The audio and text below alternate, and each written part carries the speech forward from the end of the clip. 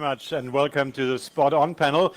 I've been moderating the Spot On panel for a few years, and I just realized it's my first Spot On panel without Eugen Kaspersky. So he will be deeply missed, but we have stellar replacements here. We have Bruce, of course, from the Belfer Center at Harvard University. I attended the Kennedy School myself, and during my time as a student there, I was always instructed never to challenge a guy from Belfer because they literally think about nuclear counter-strikes every single day. So, looking forward. They are scary people. They are scary people. And of course, we have Bruno from the World Economic Forum, who has been working on IT infrastructure and challenges to the IT infrastructure for more than 20 years, and is also the graduate of an equally scary institution, the École de Guerre Économique. So, Bruce, we want to start with you. I mean, the people here, the organizer of the conference, told me not to be too gloomy, and then I came across one of your latest publications, and the title is "Click Here to Kill Everybody: Security and Survival in a Hyper-Connected World." Are we going to wipe our civilization with a few clicks? One hopes not. But the title does speak to something that we are all talking about here. That in fact, as we become more computerized, as we become more interconnected, that these catastrophic failures will happen. And we're talking here about how to deal with that. And I like hearing the discussions about supply chain, because that is truly an insurmountably hard problem. I mean, we didn't even get into how hard it was. I like talking about incentives and regulations and ways we can improve hygiene, about users. Because we are moving into a world where everything is interconnected, everything is vulnerable in ways that we are not expecting. Right? The failures we think are not what's going to happen. But does that mean that the line between online and offline is becoming increasingly blurry? I don't think there is a line anymore. I mean, so we kind of cross one line when we move to these things. Remember when you used to enter a chat room and upload and download and go online? It was something you did. Now it's something you're doing all the time. And then this is going to change, because this is still something I go to. It's got a screen, it's got a keyboard. But the computers of tomorrow, really today and tomorrow, the IoT computers, are something that's in our environment. There are thermostats, our appliances, the lights here. And it's fully immersive. So it's not a place we go to anymore, it's a place we're in. So that line is already blurred. Would you agree, Bruno? I mean, yes, you have been working on infrastructure for a long time. Yes, hyperconnectivity build dependence for our societies on those devices and on the data dependence.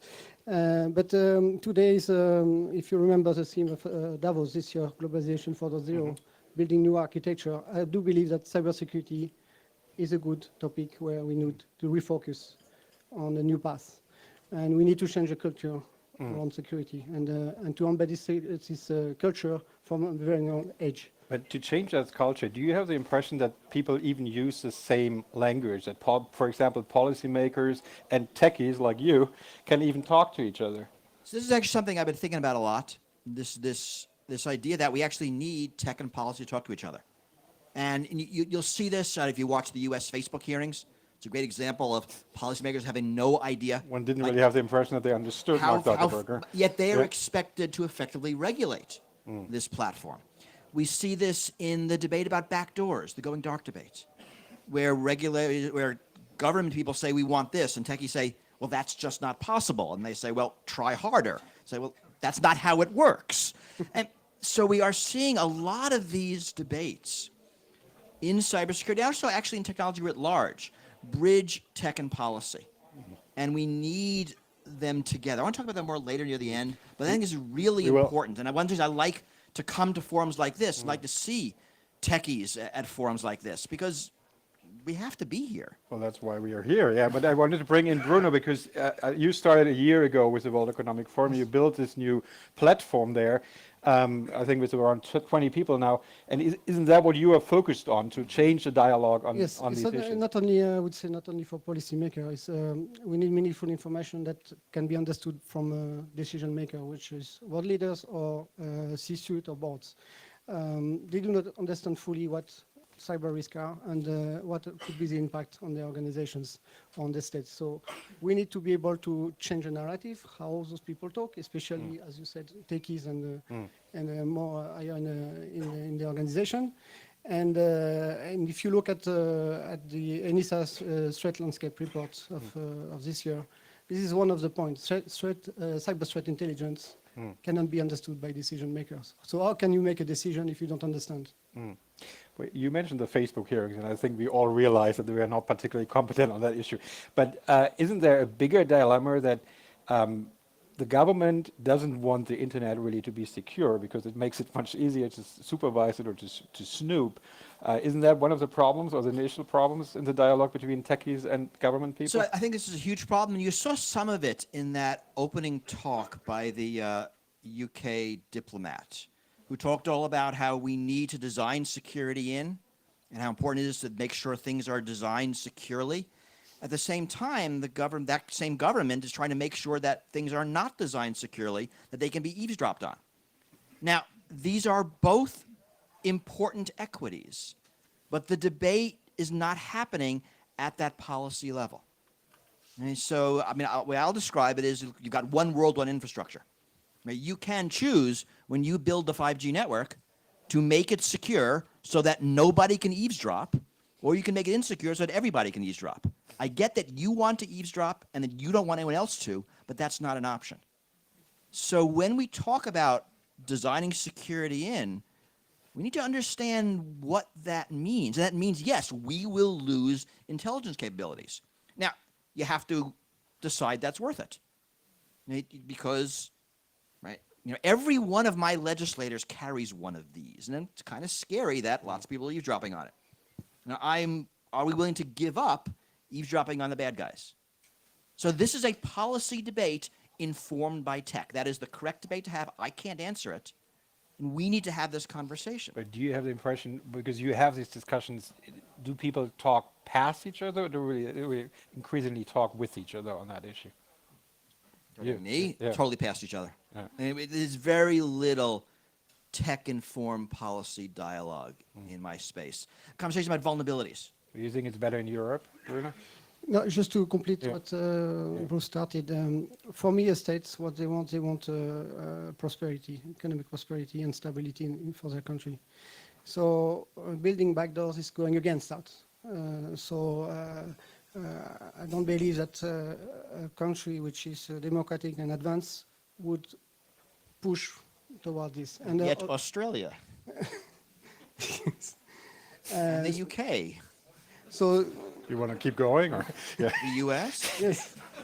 So more and more the citizens will put pressure on being sure that those infrastructure are secure, have no bad laws, and we should advocate for this. And in Europe, we do that at least. So.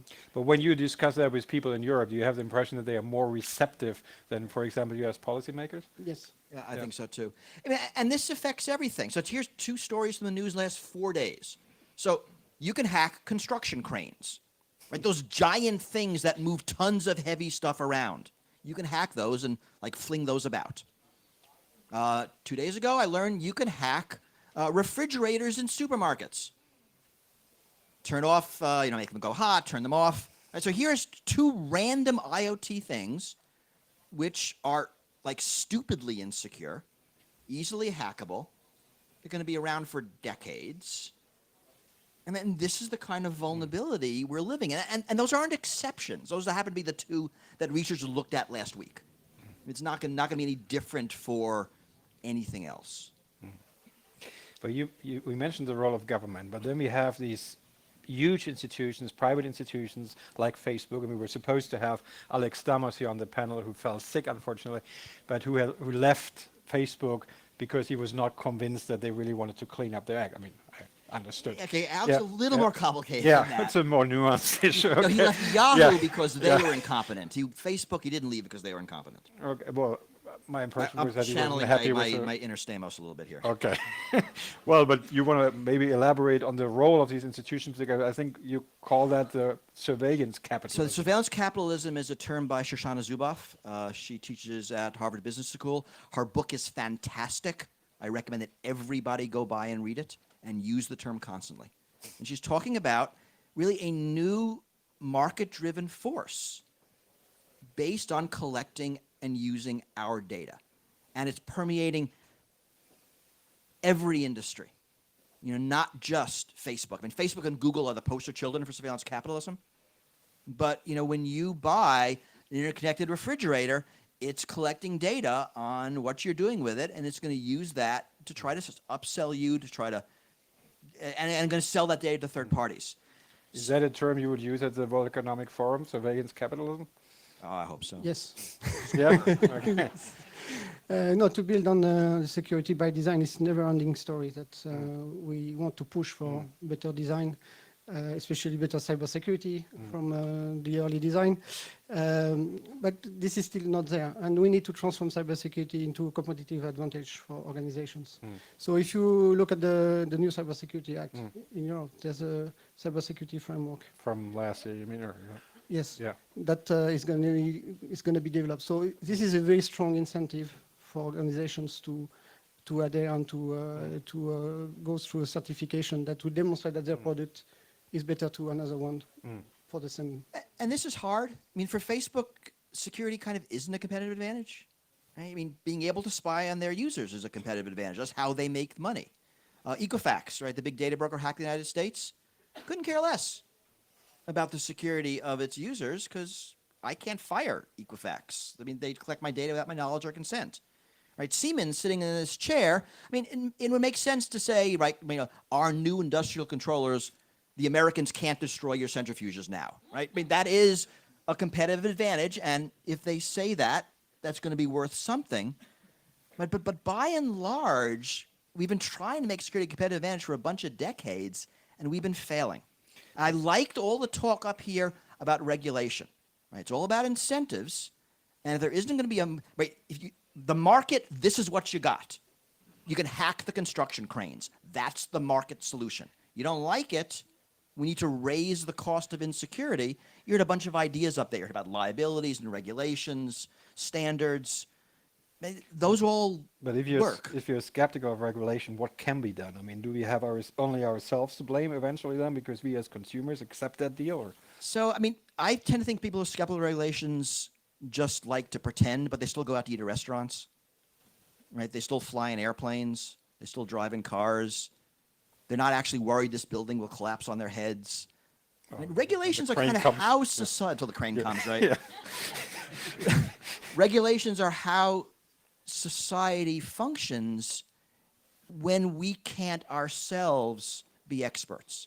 Right? I boarded a Lufthansa plane yesterday, and I did not check the engines. I wouldn't even know how to. Right? I relied on both German and U.S. regulations to ensure that I would have a nice, safe, comfortable flight, and the pilot would be trained and rested, and all of those things. So there really isn't any solution other than regulations. And that doesn't mean you must do this, you can't do that. It's flexible standards. It's much more complex. It's liabilities. But then for airlines, security is a competitive advantage. Actually, airline security is not. I mean, you never see airlines competing on security. Right? Fly our airline, we do full body searches on everybody. Right? Fly our airline, everybody carries a gun, so you don't have to worry. Right? You never see those slogans. Security and airlines want this. They want it not to be their problem when something happens. They do not want to be blamed. They want the side to be blamed, the country to be blamed, but not the airline, not the aircraft. We had the Airbus person here. Right? They're not competing on security of a flight. They are totally pushing that to the government. Yes, to go in that direction is we have to simplify security for consumer and customers. That's a fact. It's the same as you said for taking a plane. I will not check the engine. So it's always a usability versus cybersecurity. Why do we use still password today, 2019? Why do we still design system with passwords? We keep saying password is not safe, and we're still building systems with passwords. So that's good. And this is hard. We talked about on stage about educating the user. Users are hard to educate, and it's a couple of things. if you look at real education for people, it's simple things that are actionable. Wash your hands. Right? I can do it. It works. It can't be complex. It can't be subtle. And a lot of times, and certainly in the tech industry, we blame the user. So think of the kind of advice we give users. Don't plug in a strange USB stick. I mean, what kind of dumb advice is that? It's a USB stick. What else am I going to do with it? Don't click on a link. They're links. Don't open an attachment. But it's an attachment. I mean, these are all failures of the tech system. Why in the world should plugging a USB stick be a vulnerability? Because USB was designed insecurely. Why should it be that clicking on a link or opening an attachment is an insecurity? Because the operating system is designed badly. Don't blame the user for bad tech decisions. In your writings, you are pretty down on technologies such as cryptocurrency, blockchain as well, pretty much because you think that you can have trust in tech, in institutions, only in people, or? So blockchain's complicated. I just wrote an essay, appeared in Wired last week, where I kind of said that there's like absolutely nothing here. There's no value here. So all the people who have been sold a bill of goods, you can relax. It's a pretty nuanced statement. It is a bill of goods, and it'll go away soon. Don't worry about it. And it's a complicated discussion of how you really can't replace trust with verification, and you can't replace institutions with code.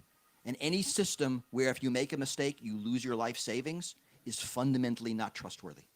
It doesn't matter how good the encryption is. Are you a little more positive about? I have to be. Yeah, You guys no choice. This is the bottom. yeah. I know it can't get. No, so surely that in the industry we try to develop solutions which are secure for the people, etc. But at some point, that's true that it can be broken, it can be obsolete, etc. But what is important is to design it from the beginning, right from the design phase. Obviously, innovation has to go fast, and many steps taking into account cybersecurity is not taken into account still today. So this is the main issue. I want to come back to that dialogue that you mentioned. When you look at institutions like Harvard Law School, so 20-30% of the graduates go into public service law because even though it's, I mean, they make much less money, but they think it's worth it and they are doing something meaningful, and it's also encouraged by the professors. And so the number of tech people going into pro bono work is lower. So this is hard, right? And if you think about public interest law, right, it is a thing. If you're a public interest lawyer, your mother is proud of you. Right? You go work for an institution, you're working for the government, you're working for the people, and you're making less money. And he's right. Right now, 20% of the graduating Harvard Law School class doesn't go work for a corporation or a law firm, goes to work for public interest law. And last year, Harvard had a seminar because that number is so low. The number of computer science graduates who do this is basically zero. And yes, there's certainly Because money there are no differences. offers, or because they don't want I to? think it's a couple of things. I mean, I think there's not a lot of demand. You know, right now the number of technologists on congressional staffs is extraordinarily small in the United States. I don't think it's better in any European country. That the number of technologists working at some of these NGOs is very small. There aren't the opportunities, and also there isn't the supply. There's isolated instances, but not enough people. And this feels important. So here's the way I now teach at the Kennedy School, which is kind of neat, where I'm a techie teaching public policy. The Kennedy School, in the 20th century, the fundamental question of society was how much of our lives should be governed by the market and how much by the state. That defined the second half of the 20th century. And that's why the Harvard Kennedy School is populated with economists, because they can answer those sorts of questions. I think the defining question of this century is how much of our lives should be governed by technology and under what rules. So you need more technologists doing public policy to answer that question. And it's cybersecurity and AI and future of work and climate change and bioengineering and food safety. We can go on and on. These are all deeply technical issues. But do the techies understand to the same extent that politics is difficult? No, I mean, it's got to go both ways, Yeah. right? I mean, we have this disconnect in both directions, right? Techies, I mean, you heard the techie answer to solving cybersecurity, more bug bounty programs, right? And that's a great techie answer. It fails in policy. But as a techie, that's a perfect answer. Sorry if you're still in the room. But you work for an institution that is basically trying to change that. I mean, when you started your institution, or not, but your center a year ago, how did you attract people to work for the forum on this issue? Because I these think people are probably in high demand. There's a wider issue in cybersecurity, it's a skill shortage as a whole in general. So I believe there's around 3 million by 2021 in terms of skill shortage. And this is not only in Europe or Northern America, but it's also across the planet, in Africa, in Latin America, in Asia. And the problem is how we build programs, which are university programs, which are flexible enough and close enough to the private demand, private sector demand. And how we attract those people to follow those courses and engage into careers into cybersecurity. But what could help? What he means to say is WEF is cool. Well, That I thought that's a given. Yeah. But that's how you're going to get people, right? Yeah. But I mean, what else could be done? I mean, can we bring in foundations? Can we bring in technology-related journalism? What are all the options to change that mindset? In the U.S. at least, I think foundations will play a big part. I think Ford Foundation. Ford has already started Foundation. on I mean, it. right now, I don't know if people are going to go to the RSA conference next month in California. RSA is letting me do a one-day mini track on public interest tech that Ford Foundation is funding. We have 6 panels and bring in people from academia, from industry, from NGOs, from government to talk about different ways that technologists are changing the world, not by building a new tech tool, but by affecting public policy. Have you met a U.S. policymaker who's really tech savvy? Yes. Do we know him or her? Not a lot of them. Okay. What about you European politicians that you met that are really... I've met more buzzwords? tech-savvy European politicians. Yes. No, the forum has developed the Fourth Industrial Revolution Center in San Francisco, and the idea is to bring the tech side to the policy making. So the forum is steering projects around that, mobility, future of healthcare, blockchain, drones, etc. So there's an influx of people from the tech side going to the policy making, but it takes time because there's not a lot of people in there. Are there jobs? Are there jobs for them in the government, in the agencies, in the legislators? It's more in terms of discussion, bringing people together on the table and making sure that they understand each other and they understand where they have to go. So if you say we need more techies in government, it would be a good idea if Zuckerberg ran for president? Or? I'm not sure that's related. Okay. Well, he's a So techie. give him, yeah. give him something to do. Okay. Thanks so much for the dialogue and good luck with the next panel. Thank you all. Thank you. Thank you all.